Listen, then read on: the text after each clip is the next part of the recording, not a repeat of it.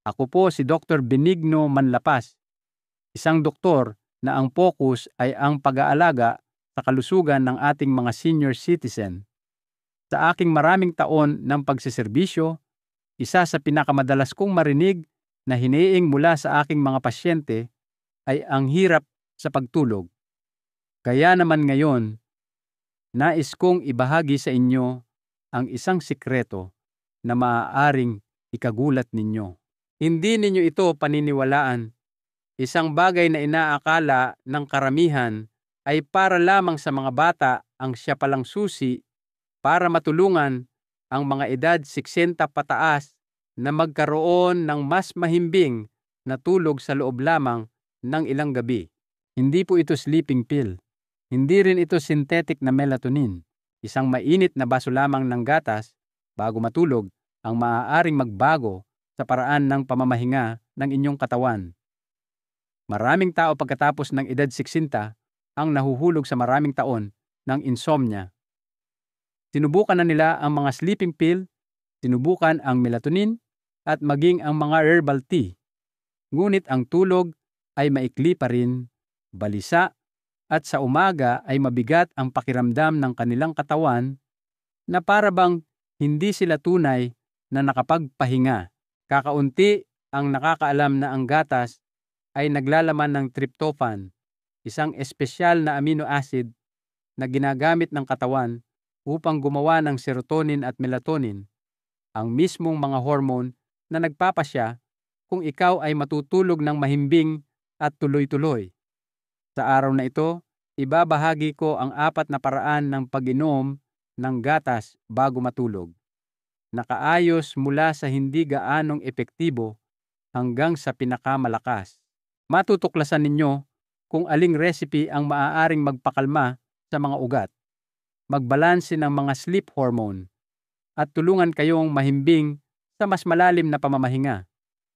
Siguraduhing panoorin ito hanggang sa dulo dahil ang recipe number 1 ay isang hindi inaasahang sikreto, ngunit may pinakamalakas na epekto. Kung naghahanap kayo ng natural na solusyon para sa mas mahusay na pagtulog, pindutin ang subscribe at i-on ang notification bell ngayon din upang sa tuwing magbabahagi po ako ng bagong paraan, kayo ang unang makakaalam. Ngunit, ang totoong dahilan kung bakit nakakatulong ang gatas sa mas mahusay na pagtulog ng mga higit sa 100 ay hindi lamang nagmumula sa mga alaala ng pagkabata. Ito ay nagmumula sa siyensya ng nutrisyon. Matagal nang kilala ang gatas bilang isang pagkaing mayaman sa sustansya na naglalaman ng protina, taba, bitamina at mineral na kailangan ng katawan. Para sa pagtulog, may espesyal na papel ang gatas dahil sa kombinasyon ng mga natural na compound na direktang umaakto sa nervous system.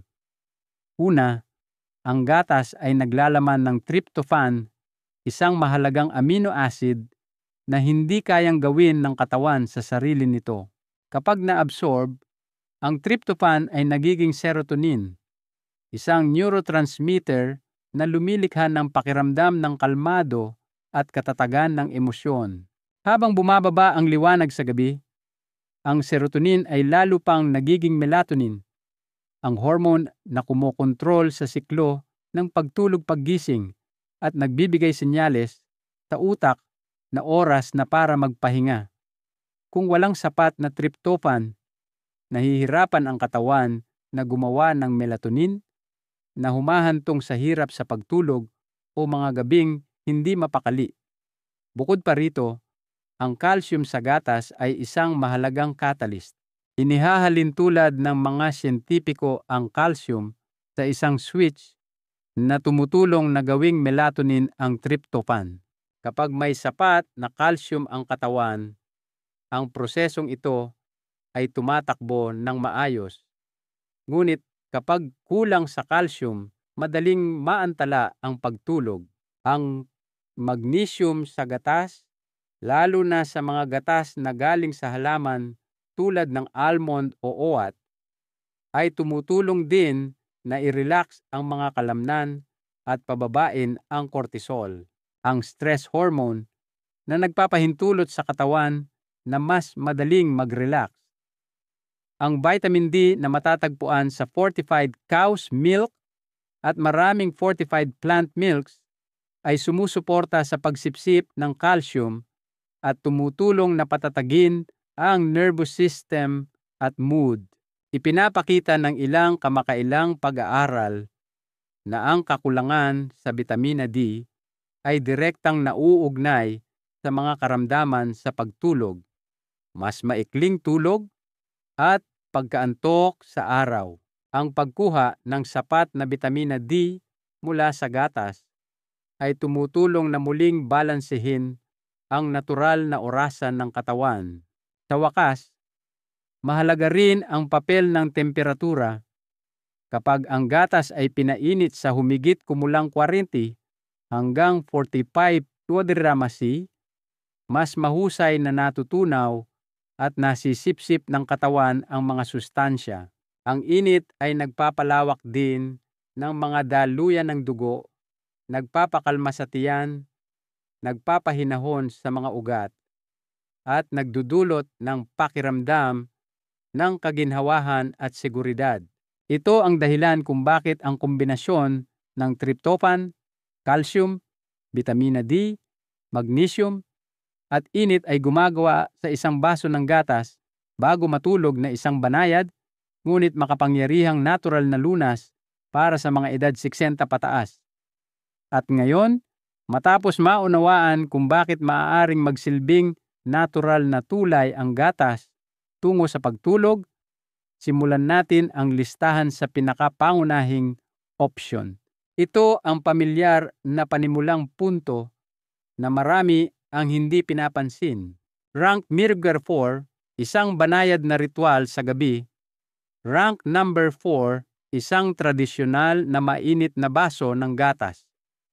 Ang isang baso ng gatas na pinainit sa humigit kumulang 40°C ay maaaring lumikha ng isang malinaw at nakaka-relax na epekto sa katawan. Kapag pinainit, ang gatas ay nagiging mas madaling tunawin, nagpapakalma sa tiyan, at tumutulong na pabagalin ang tibok ng puso.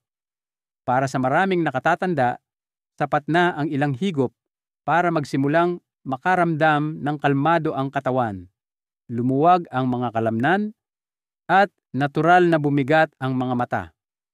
Hindi lamang ito isang pakiramdam. Kinumpirman na ito ng siyensya. Maraming pag-aaral sa mga matatanda ang nagpapakita na ang mga nagpapanatili ng ugali ng pag-inom ng isang mainit na baso ng gatas bago matulog ay madalas na mas mabilis makatulog at mas kaunti ang paggising sa gabi. Ipinaliwanag ng mga siyentipiko na ang init mismo ang susi dahil pinasisigla nito ang parasympathetic nervous system, ang bahagi ng katawan na responsable sa paggabay sa iyo sa pamamahinga. Isang bagay na dapat tandaan ay ang dami ng gatas. Para sa mga edad 60 pataas, sapat na ang isang maliit na tasa na humigit kumulang 150 hanggang 200 ml. Ang sobrang pag-inom ay maaaring magpagana sa pantog sa buong gabi at magdulot ng madalas na pagpunta sa banyo na nakakaabala sa pagtulog. Sa halip, ituring ang isang mainit na baso ng gatas bilang isang banayad na ritual na nagpapahiwatig sa iyong katawan na oras na para magpahinga, hindi bilang isang mabigat na merienda sa gabi. Ang isang tradisyonal na mainit na baso ng gatas ay maaaring mukhang simple, ngunit ito ay isang kahanga-hangang panimulang punto para sa muling pagbawi ng mahimbing na tulog. Ito ang pundasyon para sa pagtuklas ng mas malakas na mga recipe na susunod. Matapos pag-usapan ang tradisyonal na mainit na baso ng gatas, marami ang magtatanong kung may paraan ba para palakasin ang epekto habang pinapanatili itong banayad. Ang sagot ay oo. Sa pagdaragdag lamang ng isang pamilyar na sangkap mula sa inyong kusina, ang recipe na ito ay ginamit sa loob ng maraming henerasyon bilang isang sikreto para sa mas mahusay na pagtulog. Rank number 3, isang matamis na opsyon na pampakalma. Rank number 3, mainit na gatas na may pulot, pukyutan o honey. Ang honey ay naglalaman ng natural na glucose, isang banayad na asukal na tumutulong sa katawan na gumawa ng mas maraming insulin. Kapag tumaas ang insulin, mas madaling nakakapasok sa utak ang tryptophan sa gatas. Ang tryptophan na iyon ay nagiging serotonin at kalaunan ay melatonin, ang hormone na gumagabay sa iyo sa pagtulog.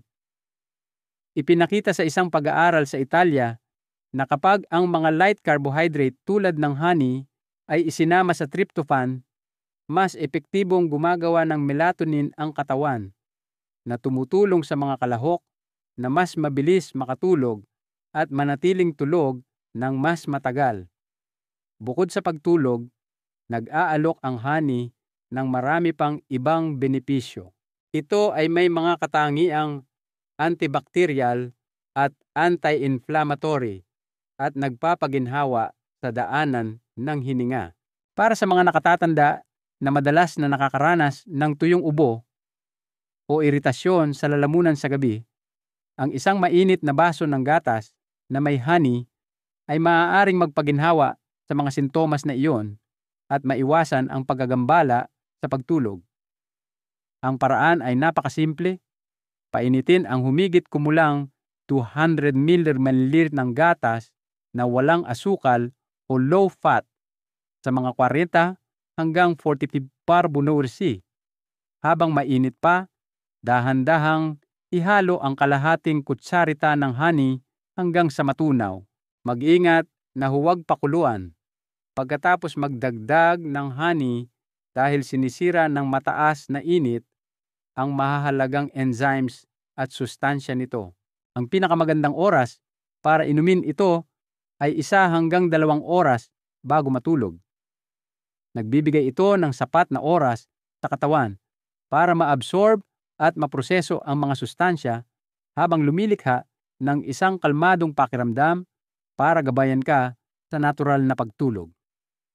Isang recipe na parehong simple at epektibo, ginamit ng maraming henerasyon at inire-rekomenda pa rin ng mga modernong eksperto sa pagtulog. Isang dampi lamang ng tamis mula sa honey na hinalo sa init ng gatas ay sapat na para magpadala ng malinaw na senyales sa iyong utak na oras na para magpahinga ng ligtas at payapa. Kung pamilyar sa inyo ang recipe na ito at bahagi ng inyong sariling ritual bago matulog, mag-iwan ng komento sa ibaba. Gusto kong malaman kung gaano karami ang nakakaalala pa sa baso ng gatas na may honey bago matulog. Matapos pag-usapan ng banayad na tamis ng gatas na may honey, marami ang magtatanong kung mayroon pang mas malakas na recipe, isa na hindi lamang sumusuporta sa pagtulog, kundi nagpapaginhawa rin sa mga sakit at kirot na kaakibat ng pagtanda. Ang sagot ay oo. Ang inuming ito ay ginamit sa loob ng maraming siglo sa Ayurveda.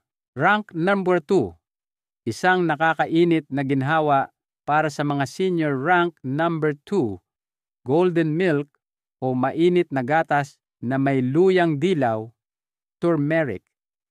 Ang pinakamalaking lakas ng recipe na ito ay nakasalalay sa curcumin, ang pangunahing compound sa luyang dilaw. Ang curcumin ay kilala sa kakayahan nitong labanan ang pamamaga, magpakalma ng sakit, at lalo na ang pagpapakalma sa nervous system.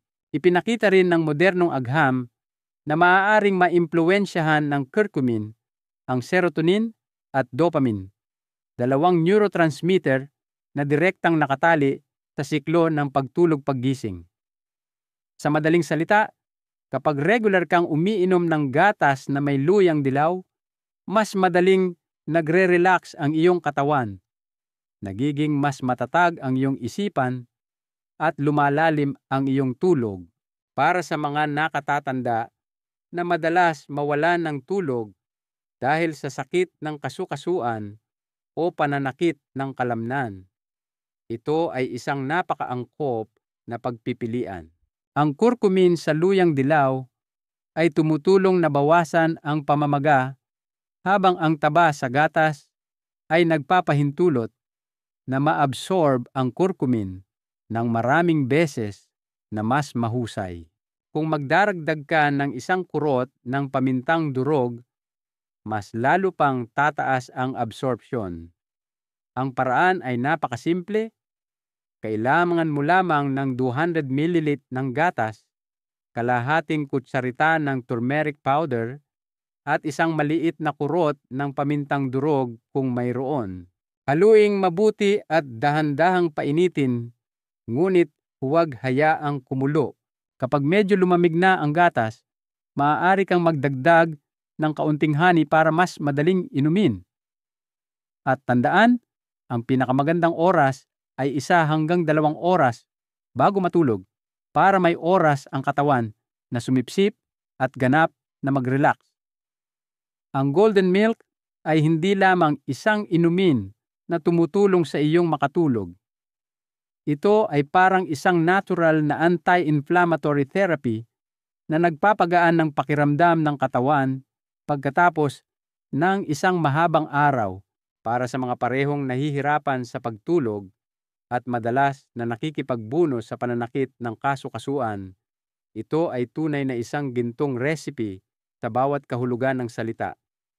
Matapos pagdaanan ang tradisyonal na gatas na may honey at golden milk, narating na natin ngayon ang pinakamalakas na recipe sa listahan ngayon. Ito ay isang inumin na madaling ihanda, masarap, at napaka-epektibo para sa sinumang higit sa akwanto na madalas magising sa kalagitnaan ng gabi. Rank number 1, ang pinakamalakas na lunas na gatas bago matulog. Rank number 1, almond banana milk smoothie. Ang lakas ng recipe na ito ay nakasalalay sa matalinong kombinasyon ng saging, almonds, at mainit na almond milk. Ang saging ay mayaman sa potassium at tryptophan. Ang potassium ay nagre-relax ng mga kalamnan at binabawasan ang mga pulikat sa gabi. Ang tryptophan ay ginagamit ng katawan para gumawa ng serotonin at pagkatapos ay melatonin, ang hormone na nagpapasya kung ikaw ay matutulog ng mahimbing. Ang almonds at almond milk ay nagdaragdag ng isa pang mahalagang elemento, ang magnesium. Ang magnesium ay kilala sa pagpapakalma ng mga ugat, pagbabawas ng stress, at pagtulong sa katawan na maayos na lumipat sa pamamahinga. Kapag pinagsama ang magnesium at tryptophan, lalo pang lumalakas ang epekto. Ipinakita ng isang pag-aaral mula sa Universidad ng Tokyo na ang kombinasyong ito ay maaaring paikliin ang oras na kinakailangan para makatulog ng hanggang 7% kumpara sa control group. Para sa mga nakatatanda na madalas magpagulong-gulong sa higaan, ang numerong iyon ay tunay na makabuluhan. Ang paraan ay napakasimple. Kumuha ng kalahati ng hinog na saging, 200 ml ng unsweetened almond milk na dahan-dahang pinainit, at 1 kutsarita ng chia seeds o flax seeds. I-blend lahat hanggang maging makinis at magkakaroon ka ng masarap at madaling inumin na smoothie. Kung gusto mo ng kaunting dagdag na tamis, maaari kang magdagdag ng kaunting honey. Ngunit sa gabi, iwasan ang yelo upang hindi ito makagambala sa pagtulog. Ang espesyal na bagay tungkol sa recipe na ito ay hindi lamang ito tumutulong sa iyo na matulog ng mas mahusay, ngunit pinapanatili ka rin nitong bahagyang busog na iniiwasan ang pakiramdam ng kumakalam na sikmura na nagpapagising sa iyo sa hating gabi. Sa madaling salita, ito ang pinakamakapangyarihang relaxation combo sa listahan.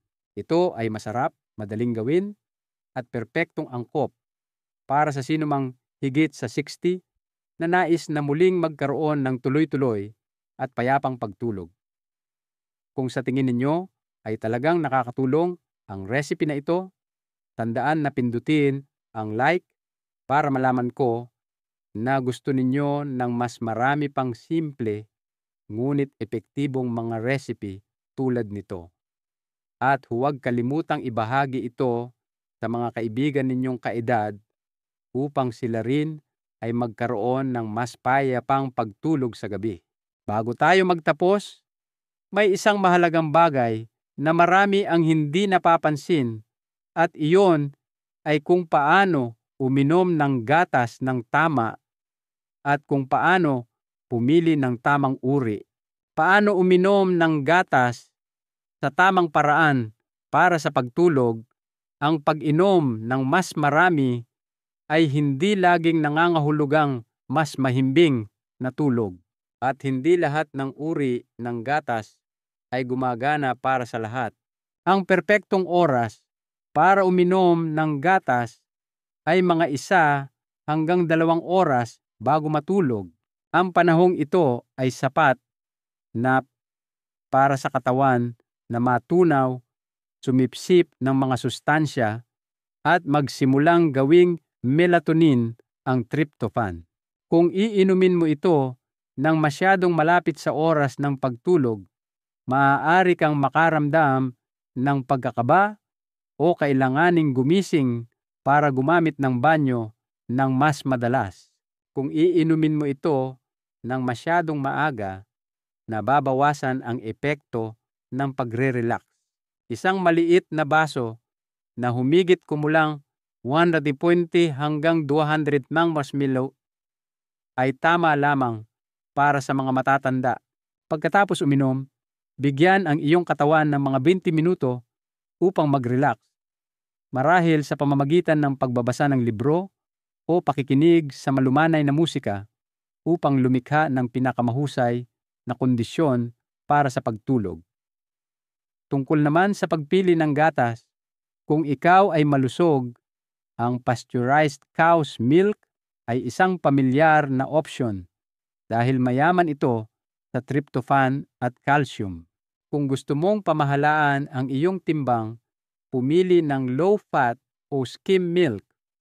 Kung ikaw ay lactose intolerant o sumusunod sa isang plant-based diet, ang almond milk, oat milk, o soy milk ay magandang pagpipilian.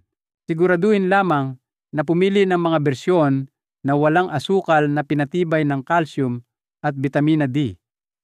Para sa mga may diabetes, laging pumili ng gatas na walang asukal upang maiwasan ang pagtaas ng blood sugar sa gabi.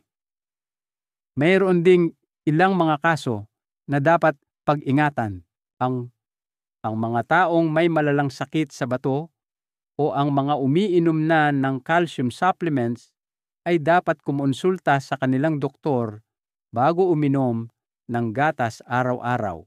Ang mga lactose intolerant ay dapat pumili ng gatas na galing sa halaman o lactose-free na gatas at huwag kailanman uminom ng gatas pagkatapos mismo ng kape o matapang na tsaa dahil kakansilahin ng caffeine ang nakaka-relax na epekto ng gatas. Sa kabuuan, kung iinom ka sa tamang oras, sa tamang dami, at pipiliin ang tamang uri ng gatas, sapat na ang isang maliit na baso sa gabi upang matulungan ang iyong katawan na mag-relax, mas madaling makatulog, at matulog ng mas mahimbing. Ngunit kung mali ang paraan ng pag-inom mo, ang gatas ay maaaring magdulot ng discomfort, makagambala sa pagtulog, o maging sanhi ng mas madalas mong paggising. Iyon ang dahilan kung bakit dapat ito nga ituring bilang isang maliit ngunit mahalagang sikreto na pinakamahusay na gumagana lamang kapag ginawa ng tama. Nakita ninyo ang pagkakaroon ng mahimbing na tulog ay hindi nangangailangan ng mga sleeping pill o komplikadong mga paraan. Minsan, ito ay simpleng isang mainit na baso ng gatas sa tamang oras, isang dampi ng banayad na honey, isang kurot ng ginintuang luyang dilaw, o kalahati ng isang hinog na saging. Ang mga maliliit na gawin na ito, kung uulitin tuwing gabi, ay maaaring lumikha ng isang malaking pagbabago. Ang iyong katawan ay makakaramdam ng mas kaunting stress. Magre-relax ang iyong mga ugat at natural na darating ang tulog sa halip na pilitin. Sa loob lamang ng ilang gabi, maaaring mapansin mo na mas madali kang makatulog. Mas kaunti ang paggising mo sa gabi at bumabangon sa umaga na mas magaan at mas malinaw ang pakiramdam. Ang pinakamagandang bahagi ay hindi lamang ito isang ugali para sa mas mahusay na pagtulog.